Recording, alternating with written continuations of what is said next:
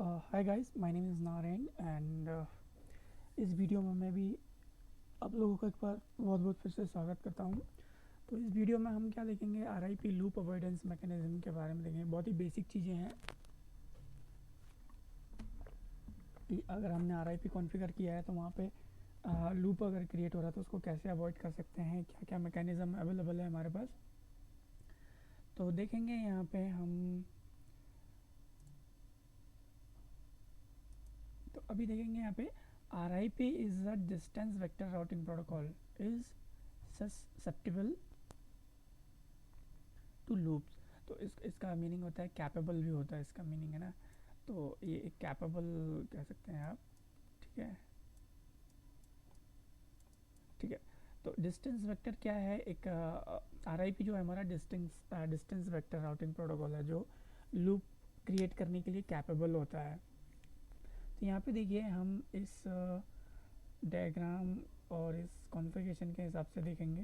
तो यहाँ पे हमारे पास एक नेटवर्क है 16.1.2 17.1.1। ये 17 का हुआ, ये 18 का था। तीन नेटवर्क है हमारे पास, router A, router B.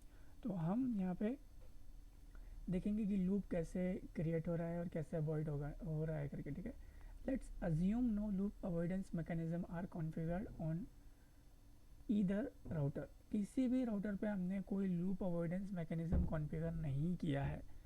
If the 172.18.0.0 network fails, मतलब ये वाला नेटवर्क अगर हमारा फेल होता है 172.18.0.0, राउटर बी, दे वाला router will send out an update to router A within 30 second whenever its update timer expires. तो हर 30 सेकेंड में हमारा जो RIP है वो अपना अपडेट शेयर करता है। तो इसको पता चल जाएगा कि ये वाला मेरा इंटरफेस डाउन है, तो ये इस राउटर को अपडेट करेगा कि ये डाउन है।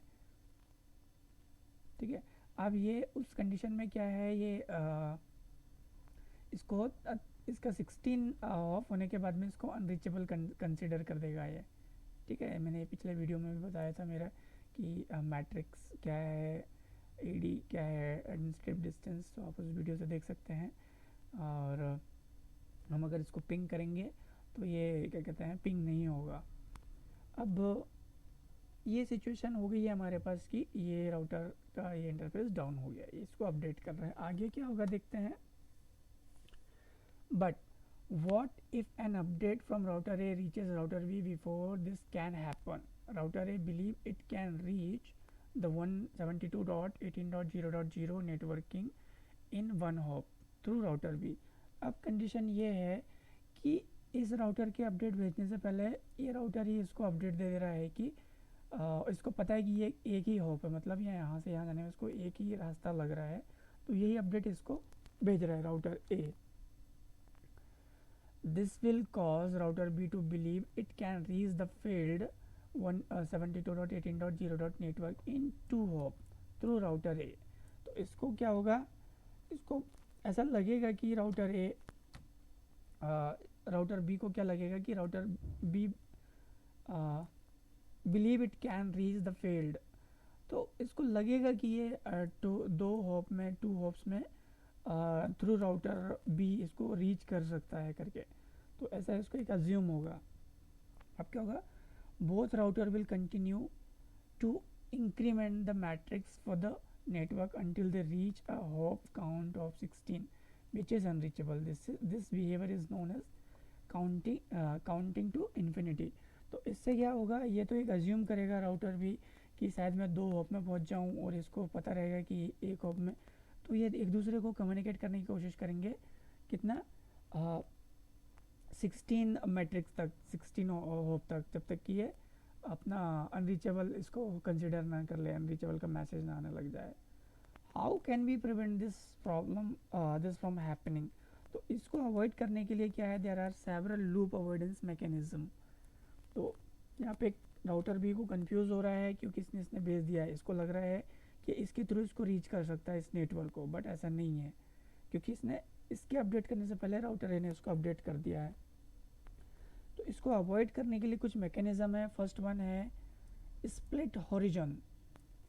स्प्लिट ओरिजिन, इसके बारे में देखेंगे क्या है इसको।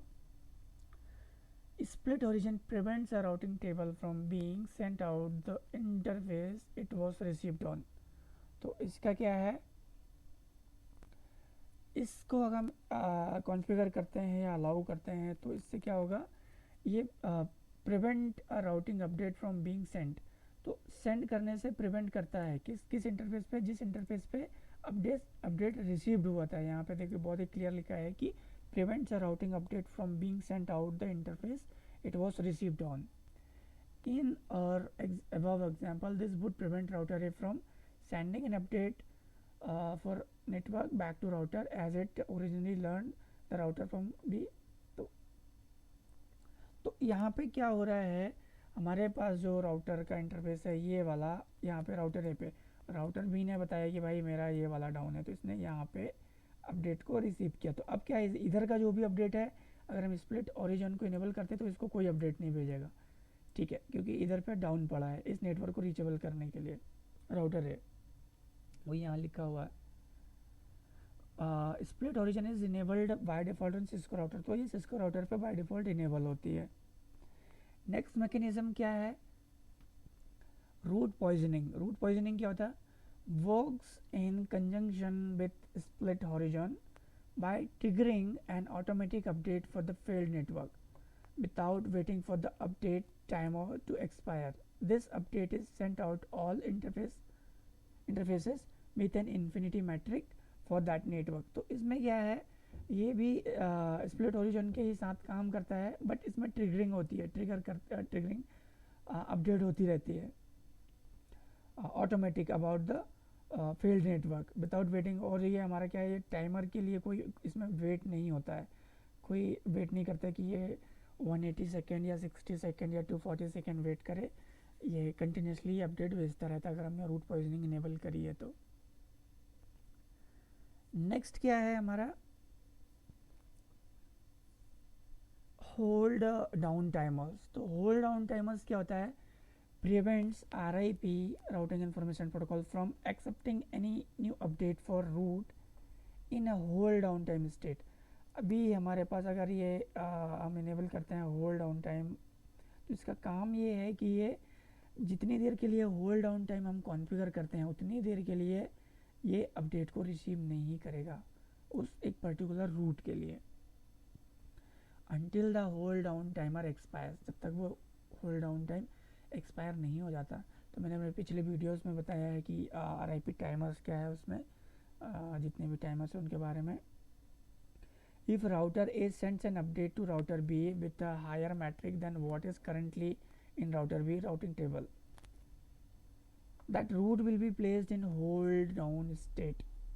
तो ये कंडीशन है कि अगर यहाँ पे क्या था ये, अगर राउटर A कुछ अपडेट राउटर B को भेजता है with a higher metric than what is currently in router B routing table, अगर राउटर B के राउटिंग टेबल में कुछ अपडेट है और उससे ज़्यादा का मैट्रिक का कोई अपडेट राउटर ए भेजता है राउटर बी को, that route will be placed in hold down state. तो वो रूट भी क्या होगा, होल्ड डाउन स्टेट में आ जाएगा। अभी क्या है, router is metric for the 172.18 network is 1 while router B metric is 0। तो इस कंडीशन में क्या है हमारे पास, इसका जो मैट्रिक है 1 है, यहाँ से मैट्रिक मतलब हॉप काउंट 1 में पहुँच रहा है और इस राउटर के लिए 0 है। तो इस वीडियो में इतना ही था दोस्तों, बेसिक चीज़ें थी कि हम स्प्लिट ओरिजिन को कैसे अवॉइड करते हैं या क्या मैकेनिज़्म है उसके लिए।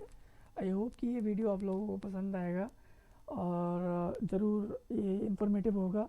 आप मेरे चैनल को ज़्यादा वीडियोस के लिए सब्सक्राइब कर सकते हैं। मेरे चैनल का नाम है CCN and MCITP और नीचे जो URL है इस URL को भी अगर आप यूट्यूब पर डालते हैं तो मेरे चैनल जाएंगे, वहाँ पे MCITP सर्वर 2016 के भी वीडियोस मिल सकते हैं, मिलेंगे, और CCNA की भी। आप कमेंट कर सकते हैं इस पर, इसको शेयर कीजिए ताकि ज़्यादा लोगों तक पहुँचे और सब्सक्राइब करना ना भूलें मेरा चैनल। इस वीडियो में इतना ही था दोस्तों, नेक्स्ट वीडियो के लिए वेट कीजिए। Thanks watching for this video.